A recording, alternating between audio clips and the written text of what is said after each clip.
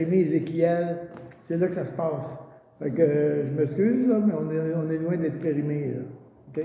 Adrien? Ça va? J'ai répondu en cours de route. C'est parce qu'Adrien, son nom de famille, c'est Grégoire.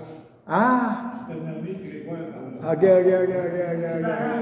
Bon, ben, ça va être c'est le pape OK. Alors, ce que ça a fait, c'est que le fait qu'on a redécouvert l'importance d'Israël, bien, ça a introduit un autre système théologique. OK? Parce que là, on n'a pas regardé les affaires de la même manière. OK? Fait que, faut juste pour comprendre l'idée en arrière. Donc, on commence avec le millénium. Alors, il y a des amillénaristes, ça veut dire pas, c'est la négation, ça. Il n'y a pas de millénium. OK? Post-millénarisme, il y a un millénium, le millénium nous sommes dans le millénium, il est déjà accompli. Et pré-millénarisme, nous sommes avant le millénium n'a pas encore eu lieu. OK? Donc, il y a 3 niveaux. Le post-millénarisme, c'était l'idée que, à partir du moment où Jésus est venu sur la terre, puis qu'il a commencé à faire des disciples, et que les disciples ont commencé à faire d'autres disciples, l'idée, c'est qu'un jour, la terre entière va être le royaume de Dieu.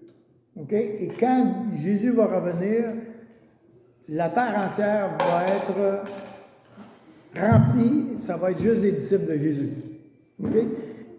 Et c'est arrivé surtout au début des années 1900 parce que la technologie s'est installée, la révolution industrielle s'est installée et on a commencé à pressentir que c'était pour devenir l'âge d'or. Donc, l'environnement et la culture donnaient l'impression qu'on va améliorer notre vie, puis qu'un jour, le royaume de Dieu va être totalement installé dans le monde.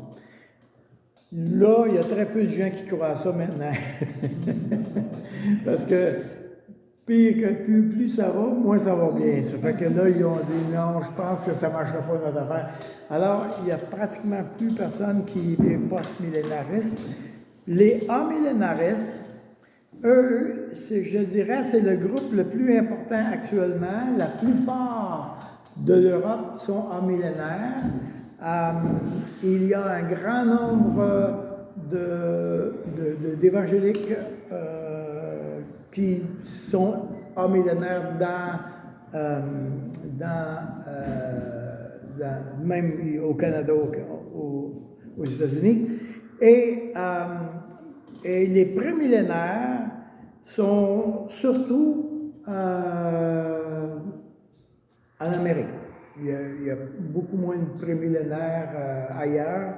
C'est surtout, je dirais, les Britanniques, les Américains, etc., qui sont des prémillénaires. OK? On continue.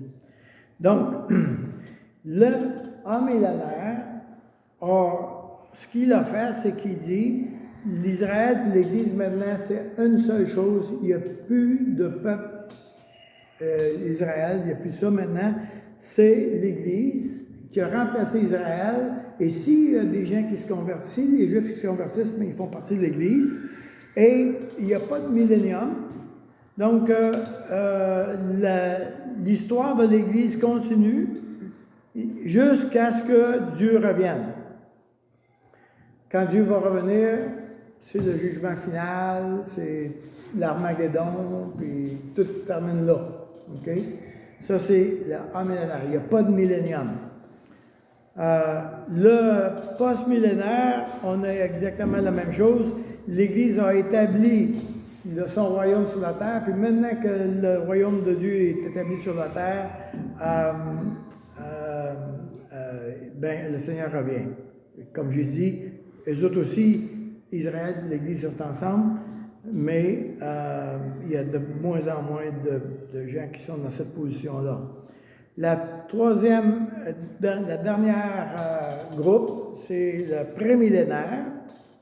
Les prémillénaires disent l'Israël et l'Église, c'est deux groupes différents. OK? Oui, actuellement, c'est la période de l'Église, mais Dieu a toujours un engagement avec Israël, a toujours un engagement avec les Juifs, et ce qu'il a commencé avec les Juifs, il va le terminer. Et si nous sommes en train de profiter de tout ça, c'est parce que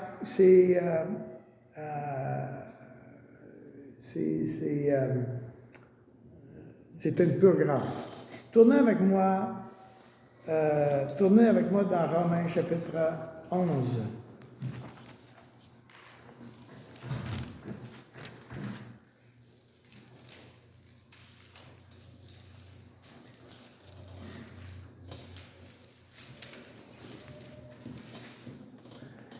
Romains 9, 10 et 11 sont trois chapitres. Alors, je vais tout de suite dire que personnellement, je suis prémillénaire.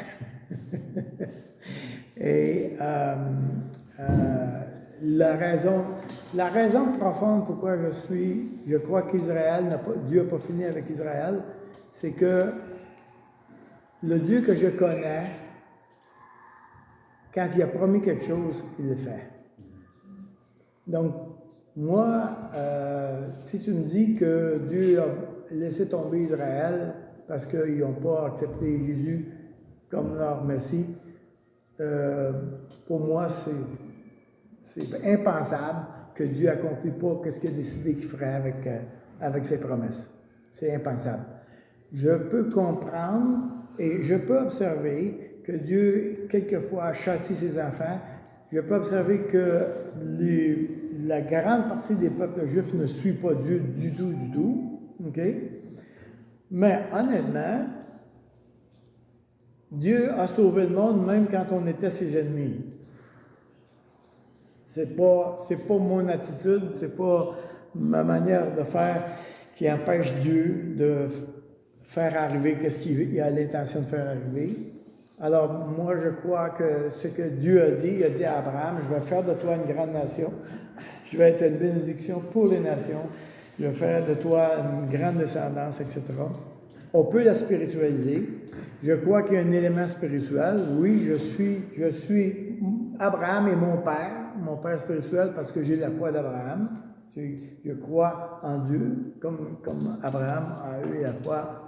Mais le peuple juif et le peuple hébreu sont quand même la souche principale. Et c'est ce qu'on voit dans Romains chapitre 11, verset 13. Rappelez-vous que Paul est un juif, hein? Rappelez-vous de ça. Quand tu lis ça, il faut que tu penses ça. Il faut que tu restes dans sa peau. Je vous le dis à vous, païens. Qu'est-ce qu'il est en train de faire là? Il vient de faire une distinction entre lui, juif, et toutes les autres nations, okay, qui sont païens. Donc, il dit, je vous le dis à vous. Donc, lui, il voit deux groupes, moi puis eux. C'est comme ça qu'il voit. Okay? Je vous le dis à vous, païens, en tant qu'apôtre des païens. Okay? Donc, je reconnais que Pierre est l'apôtre des Juifs. C'est lui qui a le mandat d'annoncer l'Évangile aux Juifs. Mais moi, c'est moi qui ai le mandat d'annoncer l'Évangile aux païens. Je glorifie mon ministère afin qu'il est possible d'exciter la jalousie de ceux de ma race et d'en sauver quelques-uns. Car si leur mise en écart a été la réconciliation du monde, que sera leur réintégration, sinon le passage de la mort à la vie? Voyez-vous qu'est-ce qu'il est en train de dire ici? Il est en train de dire, les Juifs, mon peuple, a été mis à l'écart, et cette mise à l'écart-là a favorisé l'expansion de l'Évangile, OK? Mais il est en train de dire, quand je regarde qu'est-ce que ça produit parce que le peuple juif a été mis à l'écart? Imaginez quand ils vont revenir. Ça va être incroyable. OK? Quelle sera leur réintégration sinon le passage de la mort à la vie? Or, si les prémices sont saintes, donc le peuple juif, c'est les prémices, n'est-ce pas? La masse l'est aussi. Et si la racine est sainte, les branches le sont aussi. Mais si quelques-unes des branches ont été retranchées, OK, alors il y a une mise à l'écart. Et si toi qui étais un olivier sauvage, tu as été greffé à leur place et rendu participant de la racine nourricière de l'olivier, ne te glorifie pas aux dépens de ses branches. Alors, qu'est-ce qui arrive? Il y a une souche ici, là. On va dire que c'est l'olivier. En passant, l'olivier, on l'appelle l'olivier un arbre éternel. Savez-vous ça? Parce que ça ne meurt pas. Hein? C'est un olivier. Il y a des oliviers qui ont 2000 ans, 3000 ans, comme ça. Dans le jardin de Gethsémane, il y a des oliviers qui étaient là, qui sont là, qui étaient là quand Jésus a prié. Donc, et c'est une des raisons. Et l'olivier est dans la Bible et le symbole du peuple juif. Alors, juste pour dire qu'il y a comme un lien là vraiment important. Et ça dit que oui, l'olivier original, l'olivier, le peuple juif, OK? Le peuple juif a été retranché, c'est-à-dire qu'il y a une partie des Juifs qui ont été retranchés, mais Dieu a pris des branches de l'olivier sauvage chez nous autres, ça, là, puis ils nous ont reconnectés avec la souche. Autrement dit, les branches sont reconnectées avec l'enseignement fondamental de la parole de Dieu. Vous me suivez? Donc, nous, quand on lit la Bible, on lit qu'est-ce que les Juifs lisent. On fait la même chose qu'eux. On va chercher la nourriture à la même place. On s'abreuve de la même souche. Mais, donc, là, il dit, si toi, qui as connu le Seigneur, autrement dit, si tu es sauvé, puis que tu regardes les Juifs aux côtés qui ne sont pas sauvés, puis que tu as envie de les mépriser, oublie ça, là. Tu as oublié que tu es branché sur la souche originale. Manque pas ton coup. C'est mon. Donc, attention. Alors, c'est pour ça qu'il dit ne te glorifie pas aux dépens de ces branches. Ne dis pas que tu es meilleur que eux. C'est pas vrai, ça. OK? Donc, ce qui va se passer, évidemment, c'est que pendant un temps, Dieu est en train de greffer des nations à cette souche de foi-là, dans le fond. C'est une souche de foi, celle-là. Là.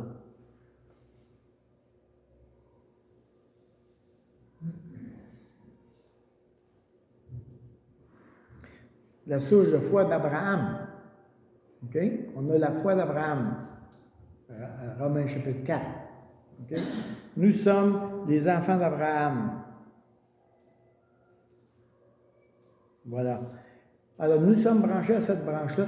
Et Dieu dit, un jour, je vais faire de quoi avec mon peuple? OK, regardez bien. Tournez avec moi dans Exode chapitre 19.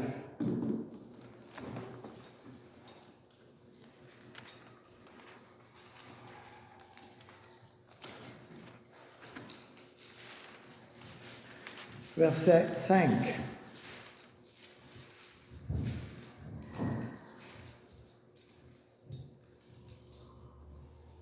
Maintenant, si vous écoutez ma voix et si vous gardez mon alliance, il parle de l'alliance mosaïque, là, ici. Okay? Vous m'appartiendrez entre tous les peuples, car toute la terre est à moi. Vous serez pour moi un royaume de sacrificateurs et une nation sainte. Qu'est-ce qu'il est en train de dire ici?